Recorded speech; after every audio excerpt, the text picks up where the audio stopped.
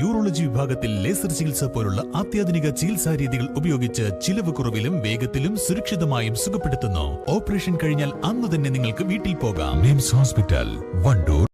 ഭവന നിർമ്മാണത്തിനും സാമൂഹികക്ഷേമം, വിദ്യാഭ്യാസം, ആരോഗ്യം, വനിതാക്ഷേമം എന്നിവയ്ക്ക് മുൻഗണന നൽകി എടക്കരയിൽ 2026-27 വർഷത്തെ പഞ്ചായത്ത് ബജറ്റ് അവതരിപ്പിച്ചു.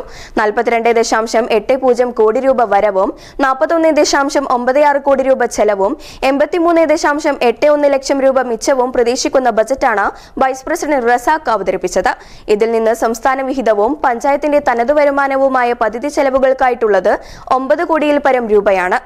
ജില്ലയിലെ family health centre, Kaukkad Ayurveda ആശുപത്രി, പള്ളിപ്പടിയിലെ ഹോമിയോ ആശുപത്രി, വിവിധ സബ് സെന്ററുകൾ തുടങ്ങിയവയുടെ പ്രവർത്തനങ്ങൾക്കും ആരോഗ്യ പരിപാലനത്തിനും വിവിധ ആരോഗ്യ പരിപാടികൾക്കുമായാണ് ഈ മേഖലയിൽ പണം നീക്കിവെച്ചിട്ടുള്ളത്. ലൈഫ് ഭവന പദ്ധതിയിലെ ഗുണഭോക്താക്കൾക്കും മറ്റിതര ഭവന പദ്ധതിയിലെ ഗുണഭോക്താക്കൾക്കും വേണ്ടി ഇതിൽ നിന്ന് 16,83,000 രൂപയാണ് നീക്കിവെച്ചത്. ആരോഗ്യമേഖലയ്ക്ക് 96 ലക്ഷം രൂപയും പട്ടികജാതി പട്ടികവർഗ വികസനത്തിന് 71 ലക്ഷം രൂപയും സാമൂഹികക്ഷേമവും വിദ്യാഭ്യാസവും 79 ലക്ഷം രൂപയും കാർഷിക മേഖലയ്ക്ക് 57 ലക്ഷം രൂപയും പശ്ചാത്തല മേഖലയ്ക്ക് 3.5 കോടി രൂപയും വകയിരുത്തിയിട്ടുണ്ട്. പഞ്ചായത്ത് പ്രസിഡന്റ് ദീപ ഹരിദാസ് അധ്യക്ഷത വഹിച്ചു. സ്ഥിരം സമിതി അധ്യക്ഷരായ P Pushpavalli, P K Shameer, M Shifna, secretary P K Biju എന്നിവർ പ്രസംഗിച്ചു.